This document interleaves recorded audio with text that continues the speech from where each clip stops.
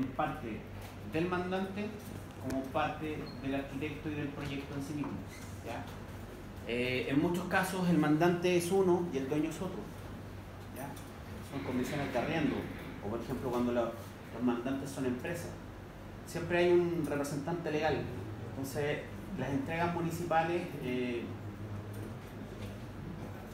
la cantidad de documentos o la información está en parte en la OGU. Hay un artículo específico que ustedes lo pueden buscar después y que les va a decir se necesitan planos de tal condición, tantas elevaciones, tal documento básico, pero normalmente las municipalidades se basan en la OGU y aparte tienen documentación legal que tiene que ver con los respaldos de si acaso el arquitecto está autorizado para hacer el proyecto. O sea, alguien tiene que autorizarnos a nosotros. Si es que el mandante en este caso es o no el dueño, y si es o no el dueño, si lo están autorizando. Entonces, la idea de esta entrega es que define en general las condiciones normativas de los proyectos, ¿ya? Es decir, qué es lo que se puede desde el valor de lo mínimo, ¿ya? Eso no quiere decir ni implica que ustedes no puedan hacer más. Simplemente quiere decir que hay que respetar cierta normativa, hay que respetar ciertas condiciones básicas de habitabilidad, y entre esas cosas, digamos que la entrega es un tanto especial, ¿ya? ¿Por qué es un tanto especial? Porque considera cosas que no necesariamente son relevantes para la construcción, pero sí son relevantes para la habitabilidad, ¿ya? Algunas de estas cosas son relevantes en términos de lo que tiene que ver con los materiales, ¿ya? En la normativa, en el expediente municipal se especifican la resistencia al fuego de los materiales, y eso implica materialidades específicas, por ejemplo, ¿ya? Ya habíamos, creo que, comentado algo de la resistencia al fuego, que se expresan con un F-algo, F30, F60, F90, F120, normalmente van en factores de 30, y se refiere a la cantidad de minutos mínimos que aguanta el elemento expuesto al fuego directo, ¿ya? Entonces, bueno, eso es en términos generales, ¿ya? El permiso dentro de los expedientes municipales, el que más se ocupa, del que más se vaya a hablar siempre es el permiso de edificación, pero no es el único, ¿ya? Normalmente es lo más básico. El permiso de edificación es la solicitud, es una solicitud que se le hace al municipio para que nos dé permiso de construir. En base a lo que declaramos, el municipio obviamente establece que tú tienes que pagar un derecho para construir, y luego hay una segunda parte de la tramitación que a veces incluye también generar otro expediente nuevo, que es lo que sería o lo que se denomina una recepción definitiva de la obra, que es que te dicen, una vez que se te dio el permiso, se construyó la obra, tú vas a recibirla. El arquitecto municipal y tú, como arquitecto, van a recibir la obra, ¿ya? Ahí es donde el revisor verifica específicamente que lo que se haya colocado en los planos sea fehaciente. Si no es así, va a dar un rechazo. Se tiene que corregir la construcción y volver a solicitar las recepciones definitivas. Las recepciones definitivas pueden ser totales o parciales. Es decir, ustedes pueden proyectar edificaciones pensando en que van a construirse por partes, y dentro del proceso hay una serie de pasos que pueden estar entre medios dependiendo del tipo de proyecto. Por ejemplo, con propiedad inmobiliaria es un expediente paralelo al de permiso de edificación. Certificados de número, otro expediente paralelo. Una modificación de proyecto, otro expediente paralelo, que es prácticamente volver a ingresar el permiso de edificación, y así sucesivamente, ¿ya? Yo no les voy a explicar todos los procesos que hay y todos los tipos de expedientes, porque se ven por casos, ¿ya? Pero sí hay una diferencia, normalmente se diferencian los proyectos en dos tipos. Están los que son comerciales, los que no son comerciales. La documentación es completamente distinta porque el uso es distinto. Están los proyectos que son individuales o de una unidad y de unidades múltiples. Dependiendo de eso, obviamente, hay una serie de pasos distintos, serie de expedientes distintos. Lo que vamos a hacer nosotros básicamente es una especie de permiso de edificación. ¿Ya? La construcción ya está, yo ya la tengo, yo ya se las doy. No tienen que volver a hacerla ustedes. ¿Ya? Y la idea de esto es que vamos a ir creando la serie de láminas, cuadros y... Chuta, he tenido que tocar con el Rey 2016.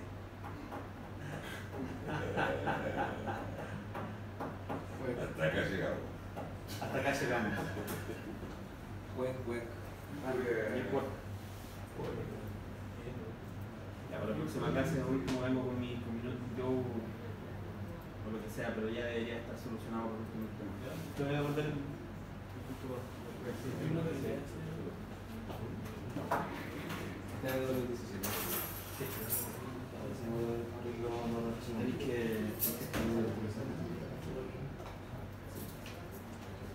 ¿Pueden tener los dos? Sí, se pueden hacer los dos, pero molesta un poco. Si a cada rato te empieza a mandar un mail que has abierto con una versión y te manda las claves de nuevo.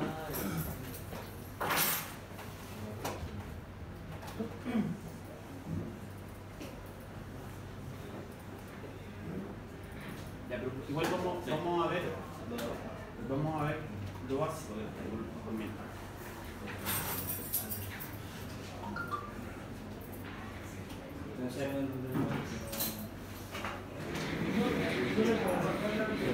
¿Ah? ¿No se puede bajar la versión? No, imposible. El único modo es exportando a IFC o algún tipo de formato internacional BIM y puede abrirlo en una versión más antigua, pero probablemente va a ir sin muchas de las propiedades. ¿Ya? Por ejemplo, va a ir sin las restricciones de los muros, va a ir sin las láminas, va a ir sin todo el trabajo. Se va a exportar el modelo, pero no el trabajo digital de ¿cómo se llama? El trabajo técnico digital del proyecto.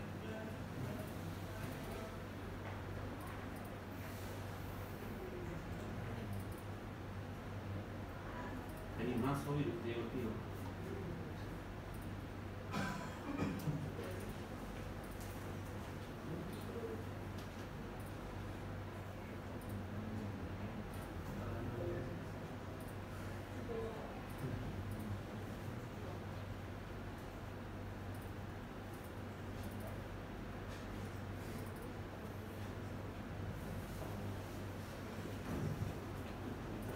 Vamos a estar aquí, bueno.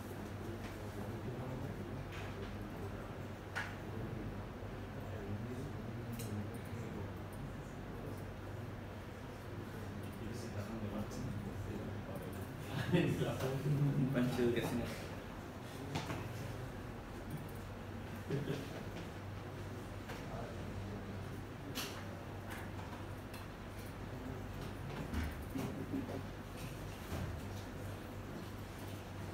Ya, entonces, estos son los requerimientos de la documentación básica, ¿ya? Aquí están algunos otros tipos de expedientes que les coloqué, más o menos ya se los describí un poquito. La documentación del propietario de la propiedad siempre es necesaria, la del propietario y la de los profesionales involucrados. Por lo general se pide identificar inmediatamente cuando uno genera un permiso o busca un permiso quién va a ser el constructor, ¿ya? Quién va a ser el calculista, dependiendo del tipo de proyecto. Normalmente en el caso del constructor se puede definir que va a ser a licitar, pero en el caso del calculista hay que identificarlo. No todos los proyectos requieren cálculo, no todos los ingresos, no todos los permisos requieren cálculo, pero cuando lo requieren, por lo general uno ya lo sabe. Cuando hay una modificación estructural de un proyecto previo, cuando el proyecto por lo general tiene que ver con uso público, es decir, independiente de la cantidad de metros cuadrados, va a haber recibimiento de personas, van a recibir personas, y en el caso de las casas, principalmente cuando uno sobrepasa el TFL2, ¿ya? Y ciertas categorías constructivas. Además de eso, normalmente se vinculan los proyectos de electricidad, agua y alcantarillado, pero estos proyectos no están en el permiso. Lo que va en el permiso normalmente son las factibilidades. ¿Ya? Cuando se recibe el permiso y se determina que la arquitectura está correcta municipalmente, para el proceso de recepción definitiva es cuando se pide que los proyectos vengan coordinados y vengan listos. ¿Ya? Para iniciar un proyecto, para iniciar un permiso, lo que se pide es que estén las factibilidades. Es un tema lógico de todas maneras. ¿Ya? ¿Qué pasa si a ti en el proceso de presentar un proyecto te modifican el proyecto de arquitectura? Significa que hay que modificar todo el resto de los proyectos. Entonces, en base a eso, primero es la factibilidad. ¿Ya? Obviamente la idea es ir trabajando paralelo y dependiendo del tamaño y la envergadura del proyecto uno puede trabajar con lo que se denomina un revisor independiente, que es alguien que ha trabajado durante una determinada cantidad de años como revisor municipal y se hace parte del cobro de lo que son los permisos municipales. ¿Ya? Es decir, no le paga ni el arquitecto ni le paga el dueño. Cobra una parte de lo que es el porcentaje de cobro municipal. ¿Ya? Por lo mismo, los revisores independientes no van a tomar una construcción de 70 metros cuadrados. Pero sí cuando estamos hablando de algo que tiene que ver con que está cercano, por ejemplo, a los 700 metros cuadrados en el 2 metros. ¿Ya? Estas son las láminas básicas que debería tener un permiso que a lo menos considera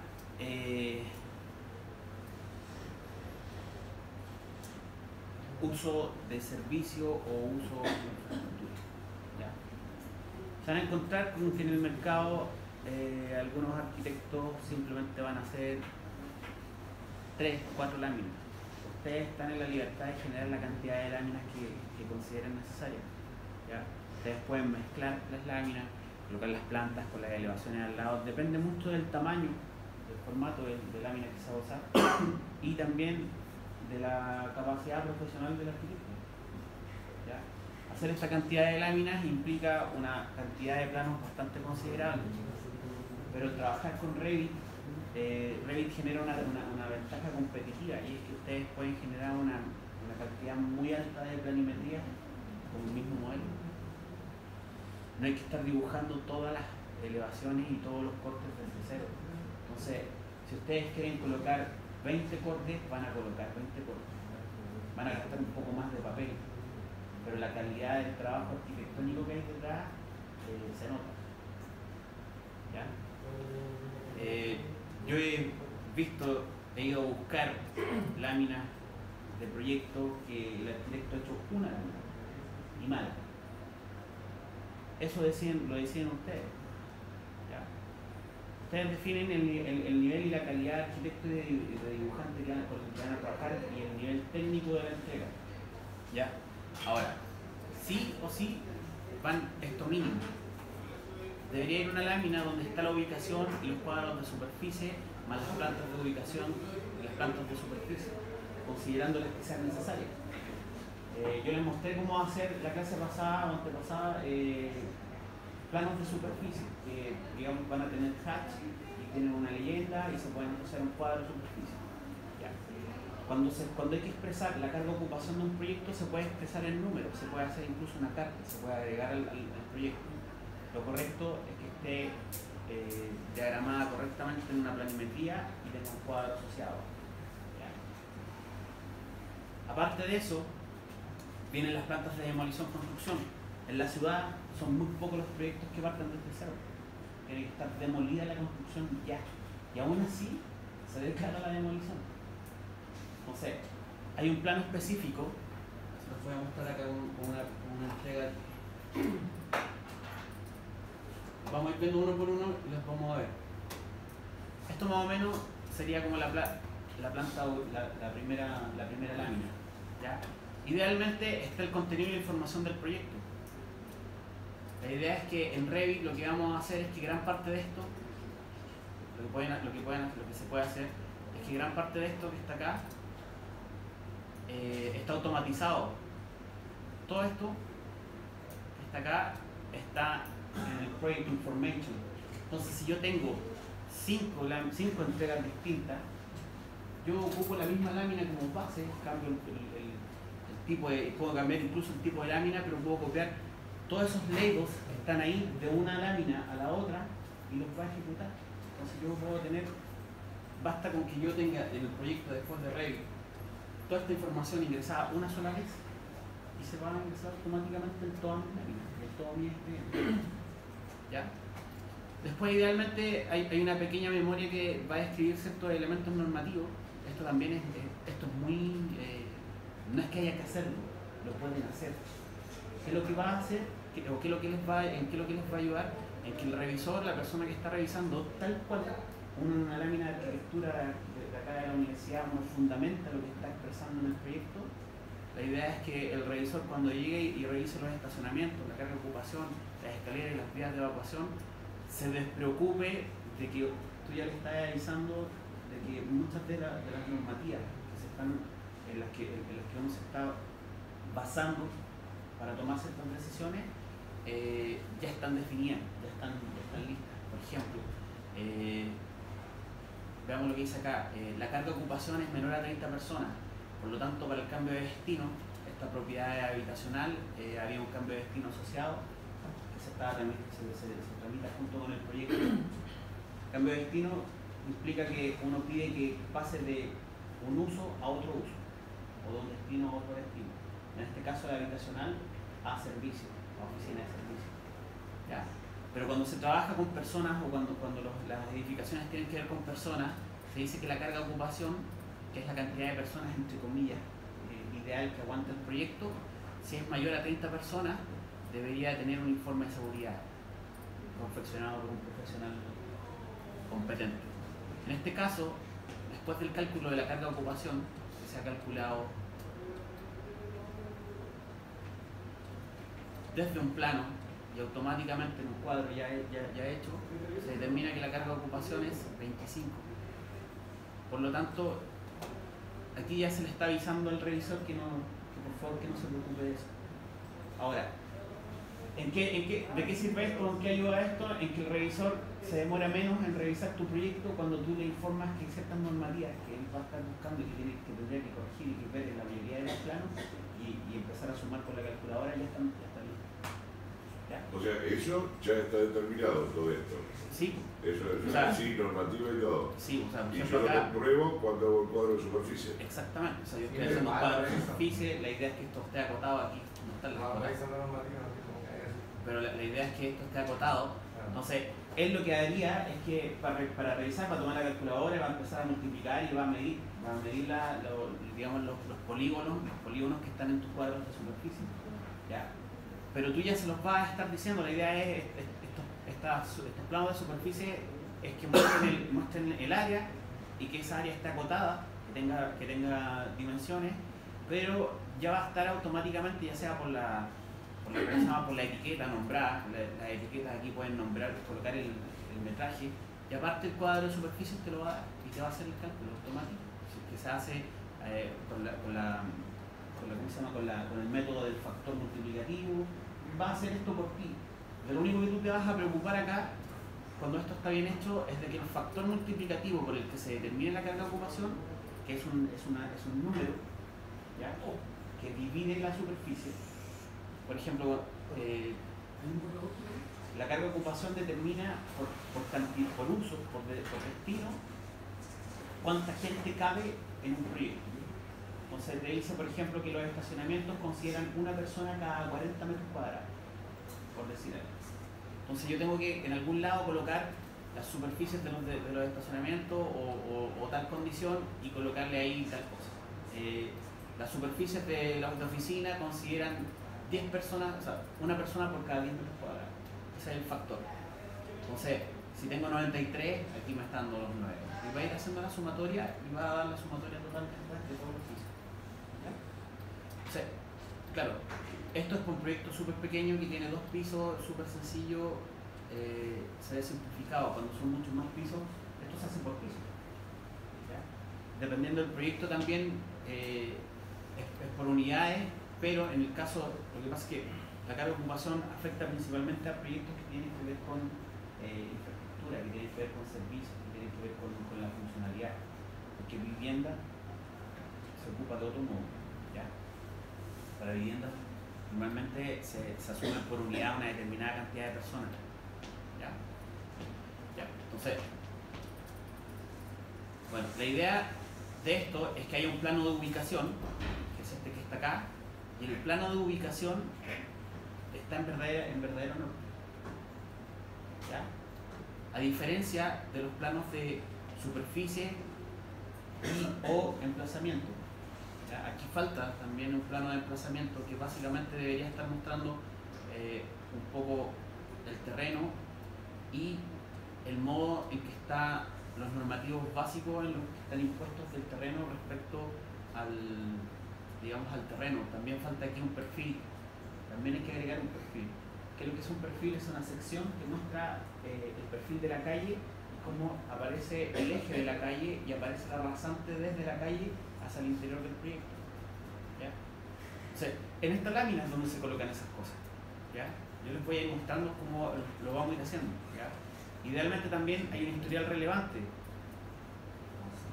Es necesario saber qué es lo que pasó antes de la propiedad, cuál es el permiso anterior aprobado.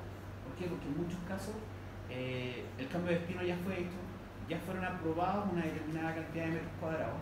Entonces, si bien es cierto el proyecto sería un proyecto nuevo, si es que cambia de destino, pero si no cambia de destino, lo que se hace es que se considera una ampliación o una modificación del proyecto anterior. ¿Ya? Por eso es muy importante y es súper relevante tener información del proyecto anterior. Cuando ustedes como arquitectos parten de un proyecto, lo primero que tienen que hacer es ir a la municipalidad. No, la verdad es que eso lo debería hacer el mandante. Si ustedes lo cobran y está dentro de su honorario, ustedes van a la municipalidad, piden el CIF, que es el certificado de informaciones previas, y piden el expediente de la propiedad. Es decir, piden todos los planos que haya, más el último permiso de edificación y la última recepción definitiva. Con eso van a saber si es que el proyecto en el que están trabajando o el edificio en el que van a trabajar está aprobado o no, o hay que regularizarlo. ¿Ya?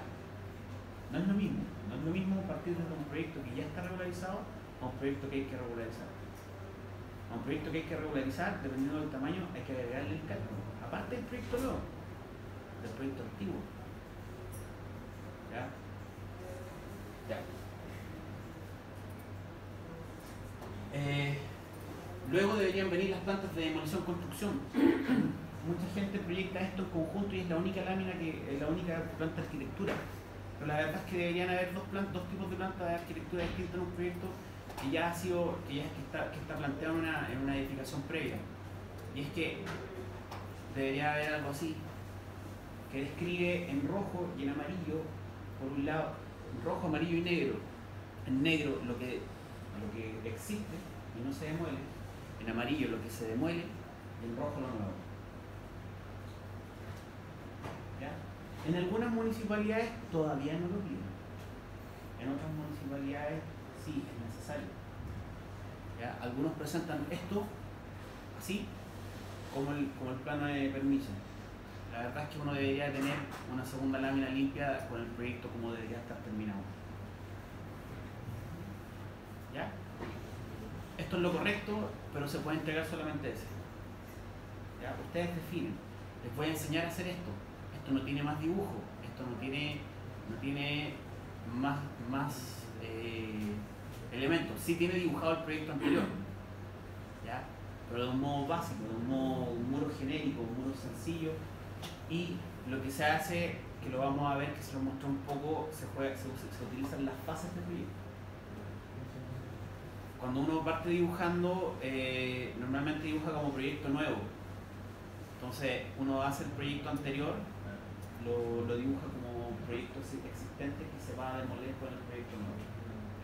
Les voy a mostrar cómo hacer esto, cómo hacer que les muestre este color rojo y este color amarillo automáticamente, o del color que quieran, pero estos son los colores que se ocupan. Pregunta, en el caso que se use un muro para construcción nueva, eso como que tiene otro color. ¿Sí? Queda rojo. Queda rojo. Todo lo que es Por construcción más que nueva. sea construcción vieja. No. Si la construcción es vieja y se demuele, queda en amarillo. Bueno. Pero si es vieja y persiste, es decir, va desde el proyecto, desde el existente hasta el proyecto nuevo, queda en negro. Lo existente siempre queda en negro, como que nunca no se ha tocado. ¿Ya? Ahora, este plano es más drástico, ¿por qué? Porque la demolición es completa y el proyecto nuevo es completamente nuevo. ¿Ya?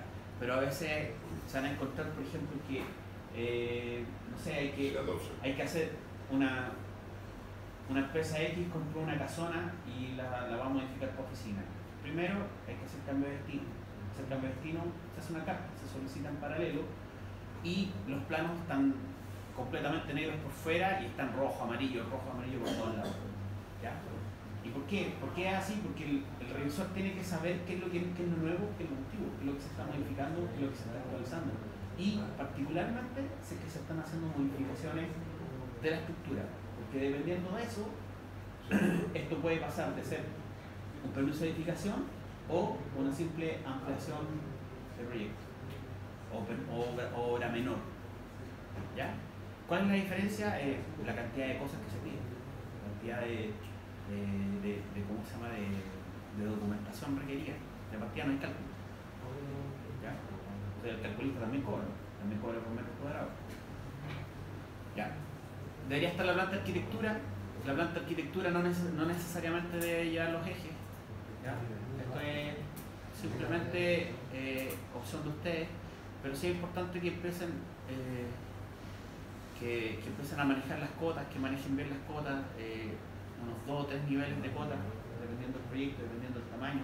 Los planos están siempre en escala 1:50. ¿Ya? A menos que el proyecto sea muy grande, se trabaja en otras escalas. Pero por normativa son escala 1:50.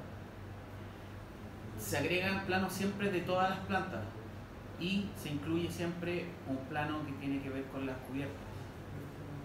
En el plano de cubiertas se especifican las pendientes de las cubiertas y se identifican idealmente ¿cómo se llama? Lo que son los accesos respecto digamos, a las cubiertas, a donde están los accesos, y se identifican los vales o bajadas o lluvias. ¿Ya? Obviamente esto debe ir después asociado a un proyecto de aguas lluvias que va acompañado del proyecto de agua y alcantarillado. Pero ustedes tienen que especificarlo en el proyecto. Los techos se diseñan en base a dónde va a caer el agua o a dónde yo quiero que caiga el agua. ¿Ya? ¿Se puede modificar? Claro que se puede modificar. La municipalidad en sí, el gobierno de Chile acepta un grado de modificación de los proyectos en que no es necesario volver a presentar todo. ¿Ya? No me acuerdo el número del artículo, pero este es de la OCDE, el 5.1.3 creo que. No me acuerdo el específico. Pero que básicamente el artículo dice que mientras ustedes planteen modificaciones que no sean superior al 5% de la superficie, no es necesario hacer una modificación del proyecto. Hacer una modificación del proyecto implica volver a ingresar todos los documentos. ¿Ya? En el caso de un proyecto así chico, son todas estas láminas de nuevo, más toda la documentación de nuevo, pero en el caso de un edificio, las carpetas de un edificio son 1, 2, 3 carpetas. Entonces, volver a ir a la notaría a sacar la personería del representante legal, volver a obtener las cartas de adosamiento, volver...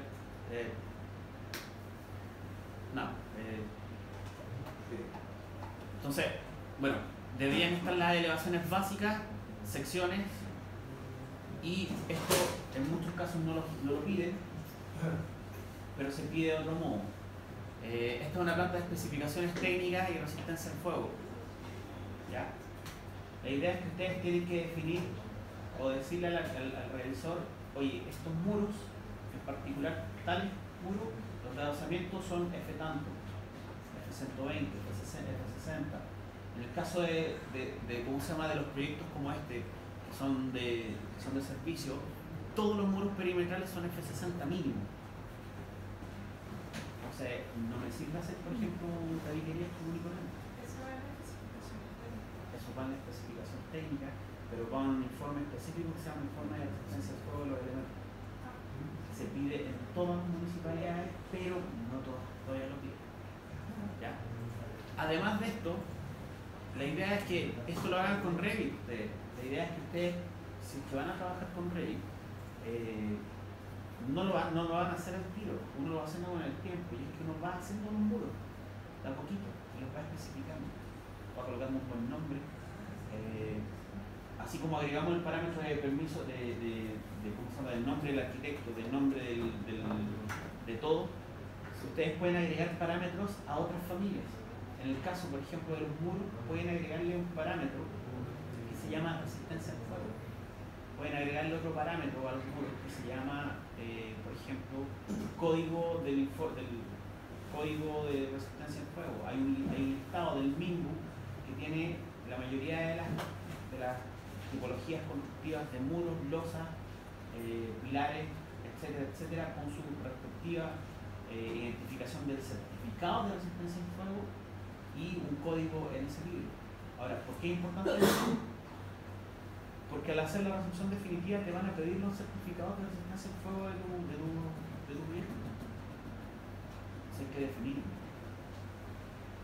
Y dentro de las correcciones que te van a hacer es que te van a decir, oiga, este muro tiene que ser F tanto, especifíquelo. Este otro F tanto, especifíquelo. Las puertas, las ventanas, los tabiques, ¿ya? Después de eso debería venir una lámina que tiene los cierres. Cuando hay proyecto previo, uno puede declarar que los cierres se han mantenido y que las alturas de cierre también se han mantenido, no se han elevado. Las alturas de cierre están definidas en el SIP y no se pueden transgredir. Si dice que son 1,80 m, es 1,80 m. Ustedes no tienen la libertad como propietario y como arquitecto de llegar y simplemente no quiero que entren a robar, voy a levantar 1 metro más las panderetas. No. ¿Se puede hacer? Sí, pero se puede hacer. ¿De qué modo se hace? Se solicita, se hace una solicitud de aumento de la altura de los cierres y hay una autorización notarial del vecino.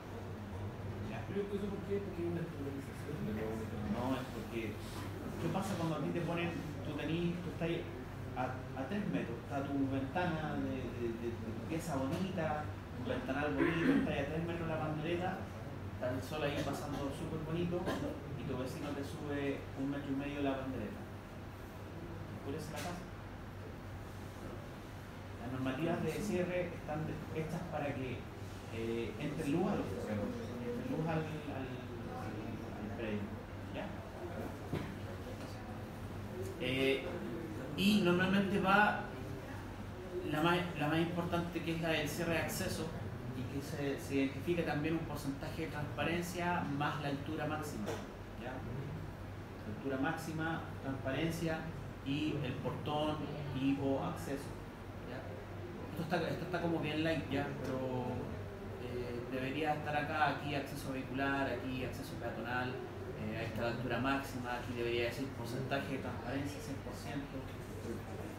El CIP igual lo dice, cuánto es el mínimo, cuánto es lo que tienes que colocar. Y aparte de eso, va una planta del acceso, debería ir una planta del acceso. Ojo con esto, en muchas partes no piden estas cosas, ¿ya? Pero se van a encontrar con distintas municipalidades. Y se van a encontrar que, por ejemplo, si empiezan proyectos en Vitacura, va todo esto, todo, absolutamente todo. Si van a Yayay, la mitad es la lámina. Ahora, ustedes como arquitectos pueden definir el estándar que tienen de dibujo, el estándar que tienen de entrega. Pero la idea es que si trabajan con Revit, todo esto se va a estar haciendo automáticamente a medida que van a ir modelando. Entonces ya pueden empezar a no a desligarse siempre de la cantidad de trabajo, pero sí a programar cómo trabajan. ¿Ya? Las plantas siempre van con un, por si acaso, van con un norte. Siempre hay que identificar el norte de las plantas. ¿Ya? Y hay una lámina que no está acá, que traje cualquier cosa, me disculpo por eso. Pero hay una lámina que en el caso de los servicios y de cualquier tipo de proyecto que tiene que ver con infraestructura y que tiene que ver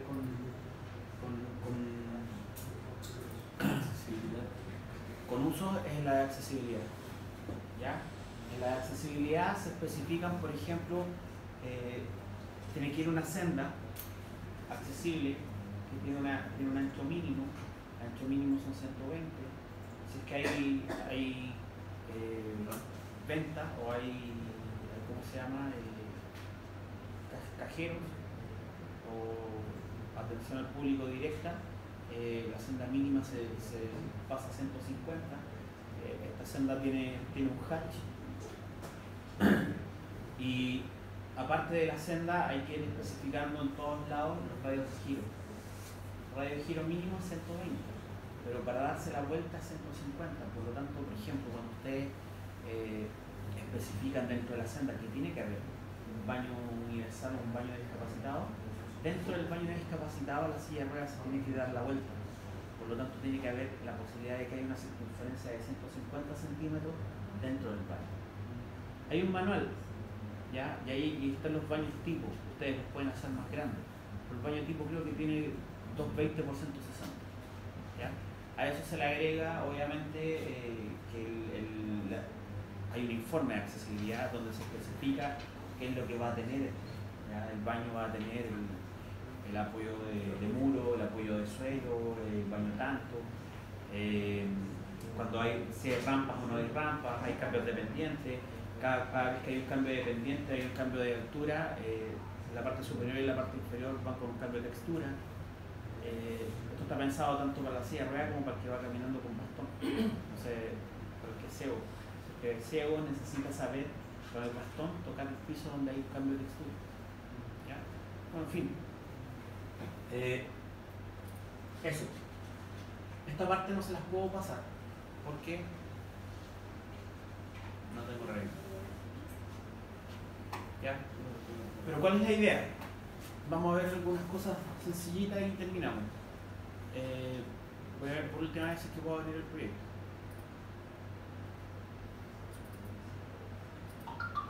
La idea es que ustedes deberían tener algunas vistas ya creadas. ¿Ya? Entonces, esas vistas creadas las vamos a dejar de lado. ¿Por qué? Porque no van a trabajar con el archivo en el que están trabajando ustedes, van a trabajar con el archivo que les voy a pasar yo. Los compañeros lo tienen para verlo bien, pero los que lo puedan ver lo van a ver mejor. Hay un proyecto, hay una casa. ¿Ya? Vamos a trabajar en una casa que es así. ¿Ya? Entonces, esta casa yo me puse en una posición un poco más complicada de lo normal. ¿Por qué? Porque la idea es un poco mostrarles un proyecto que no está precisamente en el plano. ¿Ya? Esta casa tiene 2 niveles, tiene un acceso posterior, hay un muro cortina. Entonces, lo que vamos a hacer es que en el archivo que yo les entregué hoy día, la casa ya está modelada en un 45 o 50%, pero es más que suficiente como para generar un permiso. ¿Ya? Después viene lo que sería el detalle, lo que sería si es que esto realmente se construyera, pero hasta ahí ya deberíamos vale la pena seguir, porque si no te dan permiso, como permite el trabajo. Exactamente.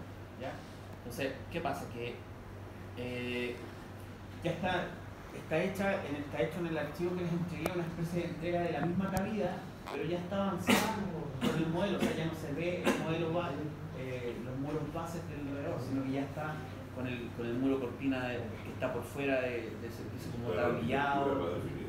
Entonces, la idea es que ustedes lo que van haciendo, el proceso que sigue ahora, se trata de ir tomando todas esas vistas y de partida duplicarlas todas. ¿Ya? Y en base a la metodología del de creación de templates, como ya están creados los templates de todas las vistas de la cabida, lo que vamos a hacer es que vamos a duplicar los templates. Les vamos a cambiar el nombre y después les vamos a modificar sus propiedades. Pero a través de la modificación de los templates, les vamos a cambiar el destino al que llevan a las vistas. Entonces, a todas las vistas que dupliquemos, le vamos a ir aplicando estos templates que automáticamente van a reorganizar las vistas. Las vistas que nos faltan, las vamos a duplicar de las vistas de modelo. Y la idea es ir copiando los normativos de una vista a la otra. Es básicamente ir procesando. ¿Ya? Obviamente hay vistas que no van a estar. ¿Ya? Por ejemplo, no va a estar la planta de accesibilidad. No está. Pero hay que hacerla. Y es la duplicación de una vista de planta. Entonces, vamos a ir duplicando. La idea es, después de que ya tengo un expediente, ya tengo una base. Tengo vistas creadas, tengo templates creados, vamos a ir duplicando todo. Vistas y templates. Entonces, los aplicamos y una vez que después los aplicamos, los vamos a ¿cómo se llama? Los vamos a ir modificando para que respondan al tipo de entrega. Por ejemplo, no me acuerdo si es que está en blanco y negro las elevaciones de esa entrega que está ahí en el modelo que les pasa ahora. Pero la idea es que para esta entrega sí estén en blanco y negro. ¿Ya? O sea, vamos a ir un poco adentrándonos en lo que son las propiedades de los templates y cómo usarlos, pero para generar un proceso rápido de dibujo, un proceso rápido de configuración. Y bueno, y ahí les voy a mostrar también el tema de las fases, pero bien aplicadas, digamos, a este proyecto. ¿Ya? Ya, señores, no tengo cómo mostrárselos hoy día, así que yo creo que la clase del sábado, o sea, la clase del miércoles, prepárense porque va a ser más o menos intensa. ¿Ya? No, espero que no. Pero vengan un poquito más atentos porque vamos a tener que pasar esta primera parte de lo... Entonces vamos a hacer, a ver, configuración de visualización de vista. Vamos a configurar vistas. Les voy a mostrar bien cómo colocar, por ejemplo, la idea ya está modelado esto, la idea es empezar a poder sacar imágenes 3D, vistas 3D, pero cómo configurarlas bien. Cómo configurarlas bien para que caigan en una diagramación de lámina. Diagramar una lámina para tener tamaños exactos de las vistas. ¿Ya? Cómo hacer... Vamos a ir viendo un montón de cosas después. Para la entrega final vamos a ver vistas explotantes tridimensionales. Aquí no es tan necesario, pero lo podemos ver igual